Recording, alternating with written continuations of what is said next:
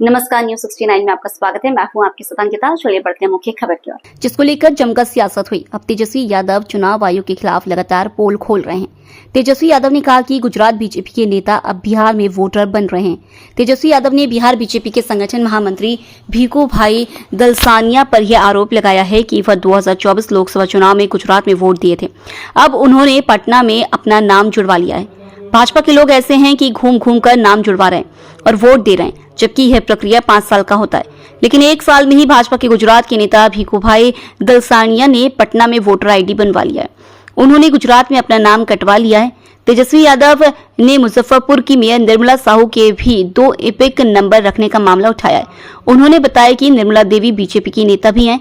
एक ही विधानसभा में 2 epic number रखी हैं। दोनों का बूथ अलग अलग है। साथ ही तेजस्वी यादव ने उनके 2 देवर के भी 2-2 वोटर आईडी रखने का मामला उठाया है। भोपाल से न्यूज 69 के लिए आदिल खान की रिपोर्ट। मीडिया और प्रिंट मीडिया के साथियों का आज के विशेष प्रेस कॉन्फ्रेंस में आप सब लोगों का स्वागत है। एसआईआर का मामला जो है सुप्रीम कोर्ट में चल रहा है और कल तो जिन लोगों की एसआईआर के बाद मृत्यु लिस्ट में नाम था, उन लोगों को जिंदा जो है अदालत में पेश भी किया गया। देखिए, ये एक गंभीर मामला है। वोट की चोरी लोग कह रहे हैं। चुनाव आयोग जो है वोट की डकैती कर रहा है बीजेपी के इशारे पे। बीजेपी के अंधभक्त लोग जो हैं वो कहते हैं कि मोदी जी का करिश्मा है जो चुनाव जीतते जाते हैं, चाहे किसी भी राज्य में हो। लेकिन सच्चाई ये है कि वोट की डकैती पुरजोर तरीके से हो रही है। अब जब खुलासा होने लगा है तो बीजेपी की बोलती बंद है। आज तक इलेक्शन कमिश्नर जो हैं प्रेस कॉन्फ्रेंस नहीं किए हैं। आज तक ऐसा कभी नहीं हुआ। और आज आप देखिएगा कि कुछ और एसआईआर में जो प्रक्रिया में जो खामियां रही हैं उसको भी हम लोग जो है उजागर करेंगे। लेकिन पहले बीजेपी का एक फॉर्मूला होता था चुनाव हराने का। सीबीआई, ईडी, इनकम टैक्स को लगाया जाता था। जब ये सब बेकार हो गई एजेंसियां तो इलेक्शन कमीशन को जो है आगे जो है किया जा रहा है। वोट की चोरी, वोट की डकैती इलेक्शन कमीशन ने 2020 में भी किया था। हम लोगों का जो मात्र जो डिफरेंस जो था वो डिफरेंस 12,000 का था और 12,000 में हम लोगों को 10 से अधिक सीटें जो हैं हरा दी गई 2020 में। कोई 12 वोट से, कोई 50 वोट से, कोई 100 वोट से, कोई 500 वोट से। इस तरह से कई सीटें हम लोगों को हरा दी गई। आप लोगों ने चंडीगढ़ मेयर का भी देखा होगा कि किस तरह से ये लोग खुलेआम, जो तो सीसीटीवी था तो पकड़े गए। इसीलिए चुनाव आयोग ने सीसीटीवी को ही हटा दिया। कितने निष्पक्ष लोग हैं ये लोग। देश की जनता जो है समझती है। और आप सब लोगों को सामने पिछले बार डेप्यूटी चीफ मिनिस्टर बिहार के विजय सिन्हा जी का हम लोगों ने, आप कह लीजिए कि चीज़ें जो है सामने लाई थी, खुलासा कह लीजिए या वो अपराध कह लीजिए, हमने पहले भी कहा था। लेकिन आज हम ये कहना चाहते हैं कि चुनाव आयोग केवल भाजपा के लोगों का सहयोग कर रही है, विपक्ष के वोटों को कम कर रही है और भाजपा के जो लोग हैं उन लोगों का एक नहीं बल्कि दो दो EPIC नंबर, एपिक नंबर बनाया जा रहा है। अलग अलग बूथों पे भी बनाया जा रहा है, एक ही विधानसभा में। अब आपके सामने एक और खुलासा हम लोग जो है करने जा रहे हैं। ये है मुजफ्फरपुर की जो मेयर है, भाजपा की बड़ी नेत्री हैं, जो शायद अभी प्रत्याशी भी होने जा रही हैं। हम चाहेंगे कि अपने ऑपरेटर को कि स्क्रीन पे जो है सामने जो है लाया जाए। इनका नाम है निर्मला देवी, मुजफ्फरपुर की मेयर है निर्मला देवी। निर्मला देवी, इनके एक एपिक आईडी नहीं बल्कि दो दो एपिक आईडी है, एक ही विधानसभा के, और उम्र में भी अलग अलग है। और माफ़ कीजिएगा, केवल निर्मला देवी के ही नहीं, निर्मला देवी के दो देवर हैं, उन दोनों देवर के भी दो दो एपिक आईडी जो है आपके समक्ष जो है स्क्रीन पे दिखाया जा रहा है। ये विधानसभा क्षेत्र दिखा ऊपर, पहले कौन सा है? ये है 257, बूथ नंबर 257, निर्वाचन क्षेत्र मुजफ्फरपुर। अब जूम करके निर्मला देवी जी का फोटो दिखाया जाए। ये वहाँ की मेयर हैं, और इनके बगल में जो दो और जो फोटो जो हाईलाइटेड हैं, एक दिलीप कुमार और एक मनोज कुमार, ये इनके दो देवर हैं। अब दूसरा बूथ जो है वो लगाया जाए, 153, ऊपर देखिए 153 मुजफ्फरपुर। ये लेटेस्ट फोटो है इन लोगों का 153 वाले में। निर्मला देवी, इसमें 48 साल उम्र है, और 257 वाले बूथ नंबर पर इनका 45 साल उम्र है। तो आप दोनों देवर को आप देख सकते हैं। दूसरा देवर को दिखाओ।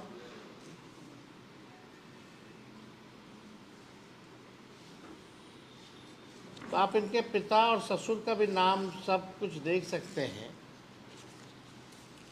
अब इसमें क्या कहा जाए, ये बहुत ही गंभीर तौर पे जो है ये प्रक्रिया जो है की जा रही है चुनाव आयोग की तरफ से। इतने गंभीर है कि ओरिजिनल मतदाताओं को मार देते हैं, शिफ्टेड बता देते हैं, अनट्रेसेबल बता देते हैं, और जो भाजपा के लोग हैं, संभावित प्रत्याशी या वर्कर या बड़े बड़े लोग, डेप्यूटी चीफ मिनिस्टर जैसे, उन लोगों का एक नहीं दो दो EPIC नंबर बन जाता है। तो शुरू दिन से ही हमने ये बात कही थी, जब से SIR की प्रक्रिया चल रही थी, कि साजिश की बुई नहीं बल्कि पूरा चुनाव आयोग का एक बड़ा भाजपा के साथ मिलकर के एक भारी जो है षड्यंत्र जो है रचा जा रहा है, और भाजपा को मदद पहुंचाने के लिए चुनाव में जो हमारे गरीब मतदाता हैं, जो विपक्षी दलों के वोटर हैं, उनको मित्र बता दिया जाता है, उनका वोटर लिस्ट से नाम काट दिया जाता है, और भाजपा के लोगों का एक नहीं अनेकों जो है वो किया जाता है। हम लोगों को अगर ये लोग दे दें डेटा, अब तो डेटा इन लोगों ने जो अपलोड किया है लेटेस्ट, वो तो इमेज के फॉर्मेट में कर दिया है, और फाइल को हैवी बना दिया ताकि हम लोग देख ही ना पाए। फिर भी हम लोगों ने शुरू दिन से कहा था कि एक एक चीज़ों पर हम लोगों की नज़र रहेगी। बिहार लोकतंत्र की जननी है, और यहाँ से लोकतंत्र को हम लोग खत्म होते हुए बैठकर देख नहीं सकते।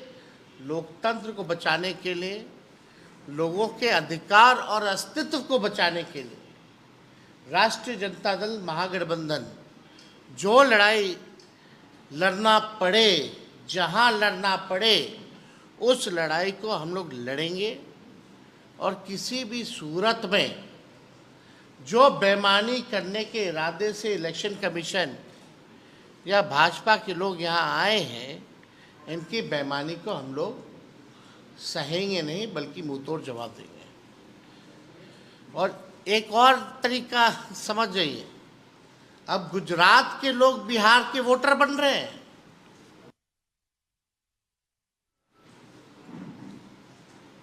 जो भाजपा के प्रभारी हैं भीखू भाई, वो पटना के वोटर बन गए हैं।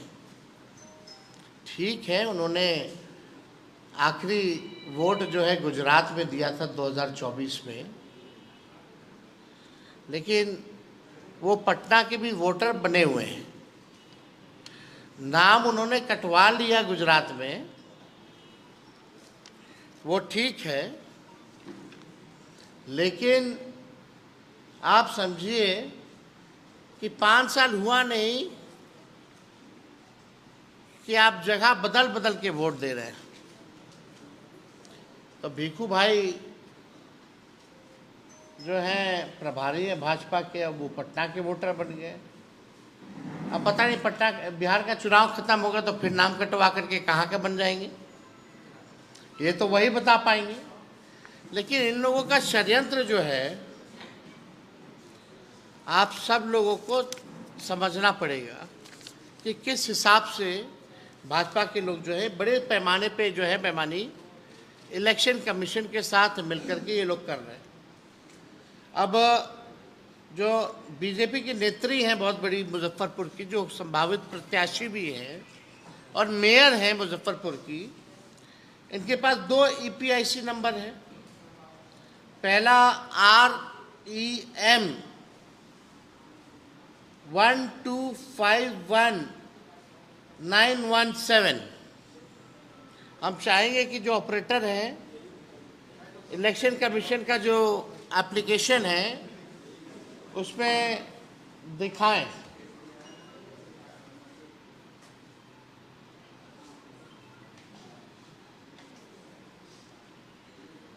REM वाला पहले करना, उसके बाद GSP वाला करना। इनके एक मतलब विधानसभा में 2 अलग अलग, एक ही विधानसभा में 2 अलग अलग है। ताजुब कितनी गंभीरता से, यानी इन्होंने भी फॉर्म भरा होगा। मेरा तो सवाल ये है ना कि इन्होंने भी फॉर्म भरा होगा, साइन किया होगा, और साइन नहीं किया तो इलेक्शन कमीशन जो अपने से साइन करके अपलोड कर दिया होगा। तो दोषी ये हैं या तो इलेक्शन कमीशन है। तो पूरी प्रक्रिया देखिए। और विजय सिन्हा जी को जो आया है वो हमको लगता है एक ही जिला से आया है नोटिस। उनको तो दोनों जिला से आना चाहिए था नोटिस।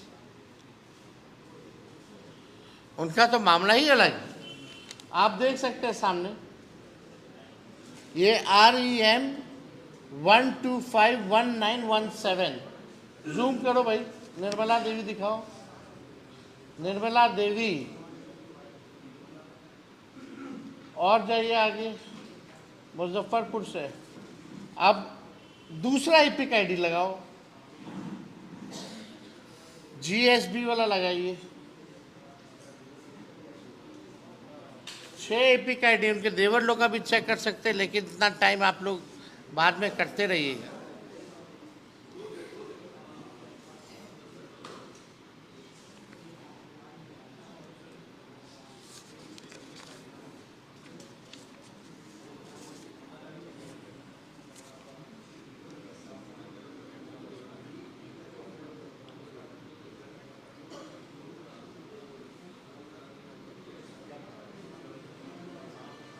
To GB5UJ।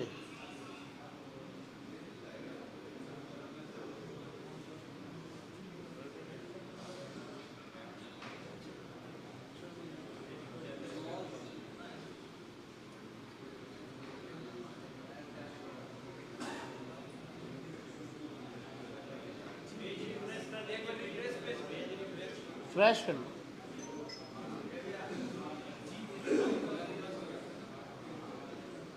NTPTRA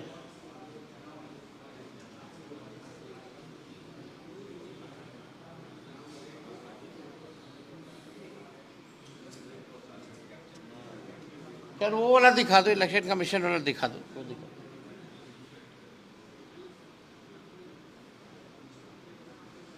ये GS B1835164। तो आप देख सकते हैं इन लोगों का दो एपिक आईडी है, और ये लोग अभी भी पता नहीं कंप्लेंट किए नहीं किए। अब पता चलेगा, जैसे विजय सिन्हा जी अपना बचाव किए हैं वही तरीका ये लोग भी लेकर के आ जाएगा आनंद फानन में। खैर, अब किसी पे इल्ज़ाम नहीं लगा रहे, जो सच है वो दिखा रहे हैं। मेरा यही सवाल है कि अलग अलग उम्र है, अलग अलग एक ही विधानसभा में 2 EPIC नंबर है, खुद का ही नहीं बल्कि उनके देवरों का भी है। तो ये SIR क्या है? ये कैसा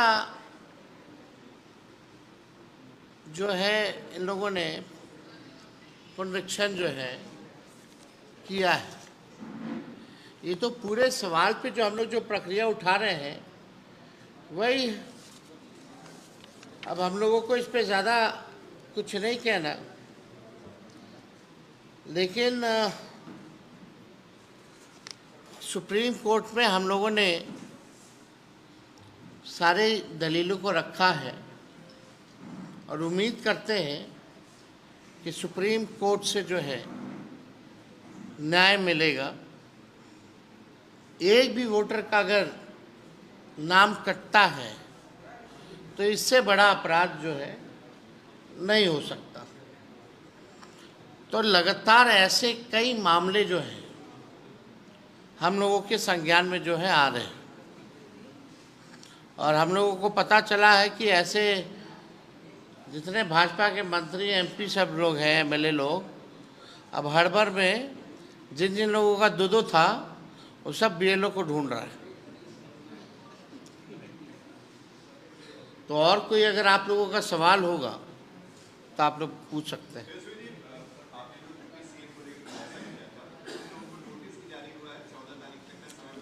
नहीं, आप सोचिए ना, वो अगर हम नहीं करते तो ना उनका नाम कटता, ना वो कंप्लेंट करते, और ना ही नोटिस आता।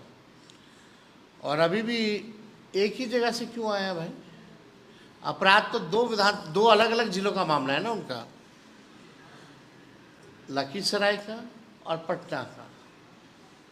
उनको जो मेरे संज्ञान में है केवल जो है एक ही जिला से उनको संज्ञान में आया।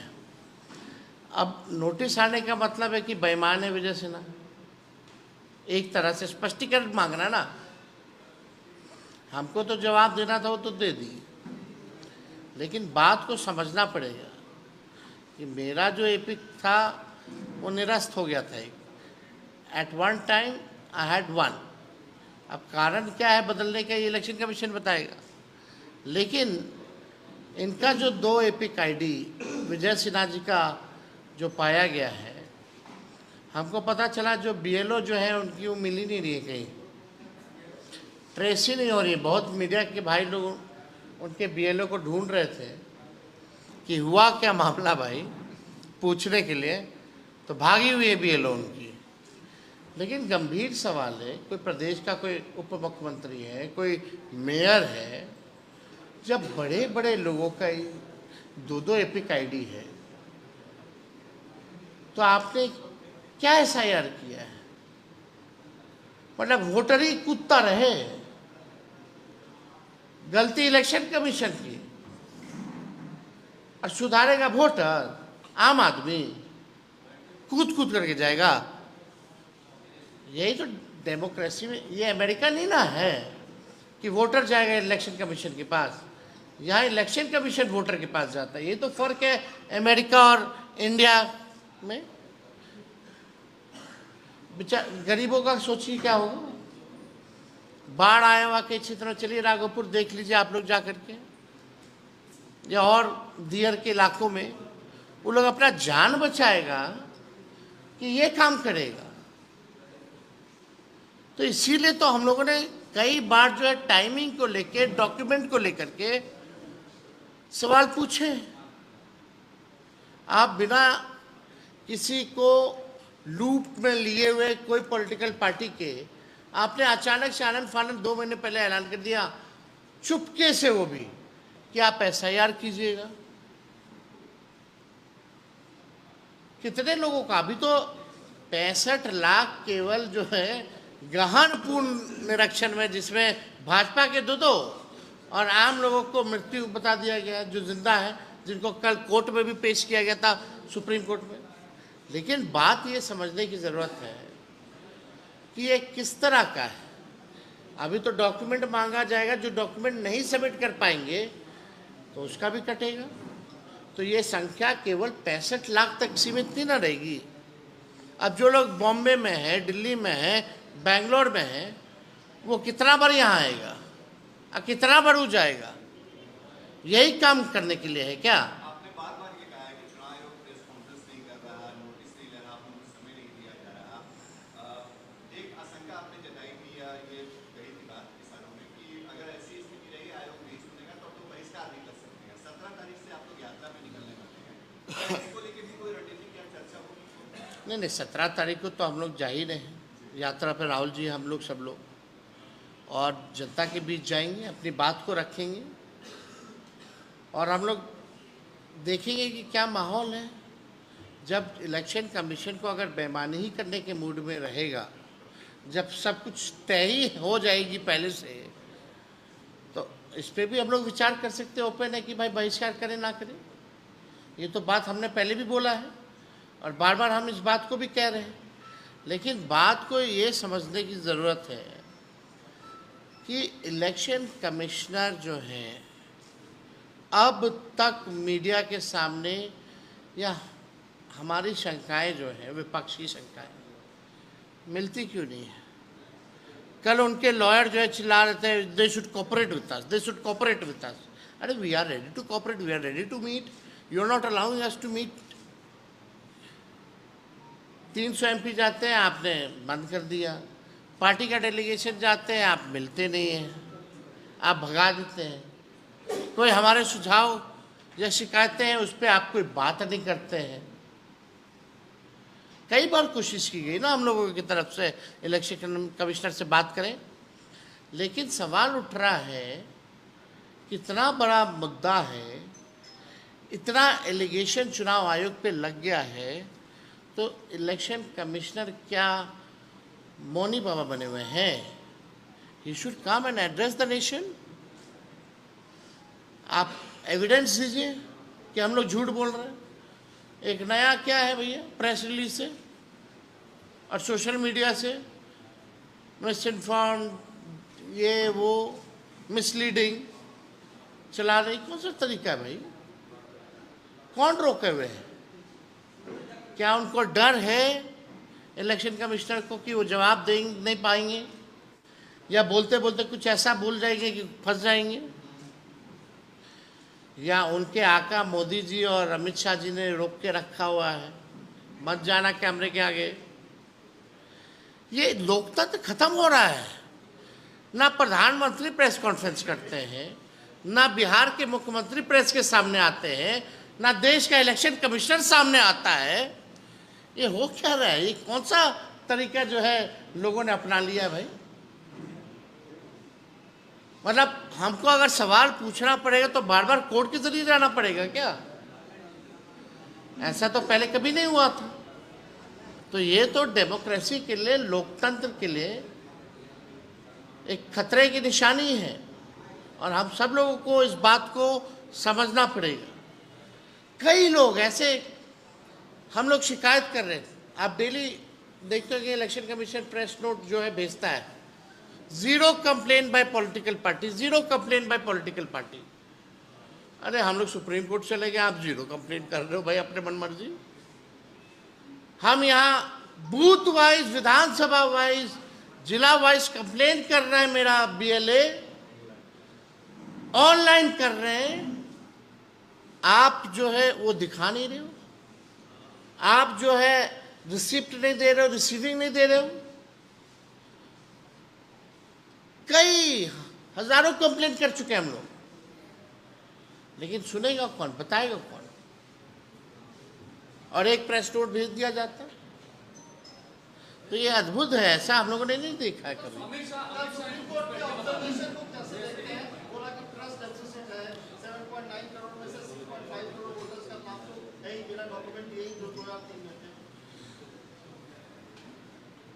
एक सवाल हम लोग पूछेंगे जो कल सुप्रीम कोर्ट के बहस में भी हुआ, अपील करने का पहला मौका कब मिलेगा और दूसरा मौका कब मिलेगा, ये बता दीजिए।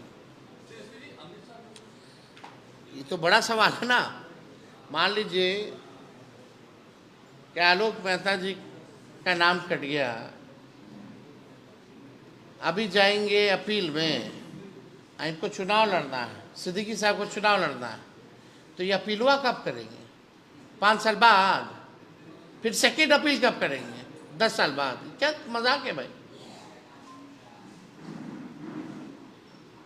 अपील की तो कोई तारीख ही नहीं है। और आप बताइए, एक दिन में यारो जो है वो समीक्षा 4,500 से भी ज्यादा वोटर का एक दिन में कर देगा क्या? इम्पॉसिबल है। वो समीक्षा करेगा या मनमानी करेगा?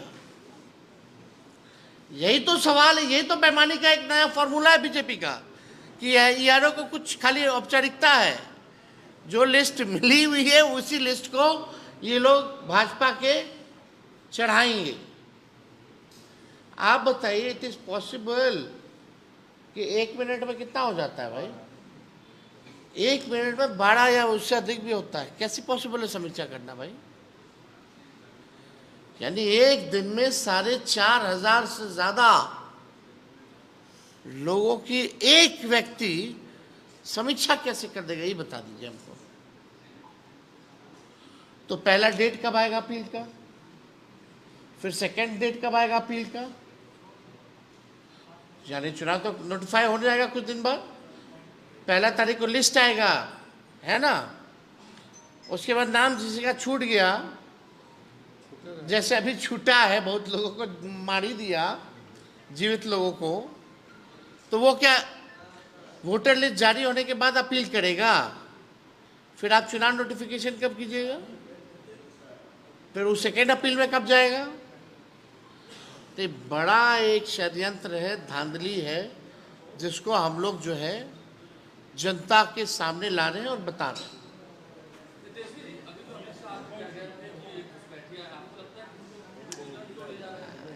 अब बताओ ना, हमको बताओ, एक नाम बता दो।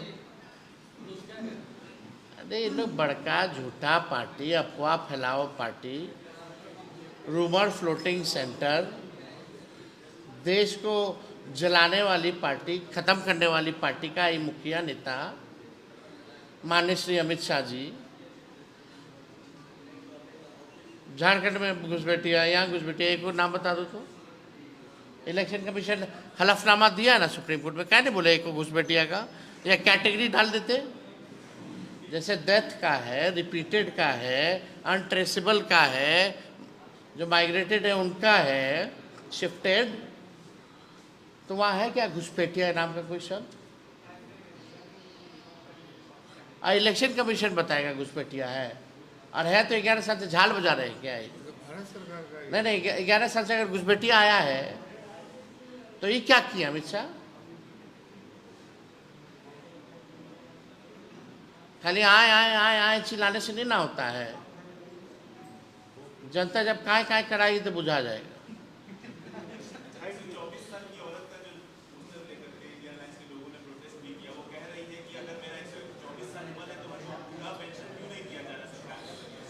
सब तो सरकार, वही तो सरकारें से ना। अरे भाई, इलेक्शन कमीशन को विपक्ष चलाता है, इलेक्शन कमीशन बताए कि 124 क्यों है, और 124 की है तो दे भाई पेंशन।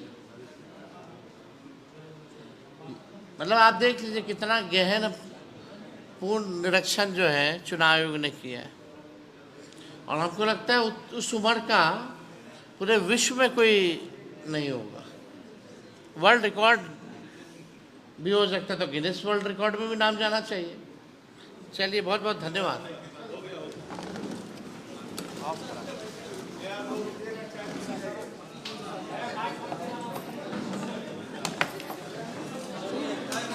फिलहाल इस खबर में इतना ही। आप बने रहिए News 69 के साथ। नमस्कार।